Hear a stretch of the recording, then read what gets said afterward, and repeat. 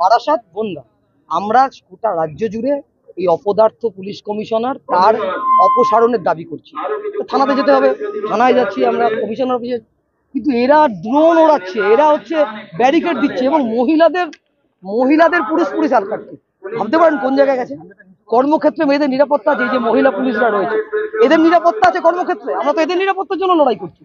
আর যেভাবে প্রমাণ লোপাট করা হয়েছে, যেভাবে অপরাধী কারাল করা হচ্ছে, আর যেভাবে এলাকায় মুখ্যমন্ত্রী ফোঁস করেছে, ফোঁস করতে বলার পরে যেভাবে নেমে পড়েছে দুষ্টু দামালরা, আমরা বলছি কিন্তু এই বর্ষাকালে গ্রীষ্মকালে এই দত্তপুকুর, আমার তো গাঁয়ে নিয়ে ছেলে মেয়ে, এই দত্তপুকুরে ফোঁস করতে বেরোয়, আমরা কিন্তু ফোঁস করলে পারে কিভাবে লাঠি দিয়ে মাথায় মেরে গর্তে ঢোকাতে হয় ওটা আমরা জানি।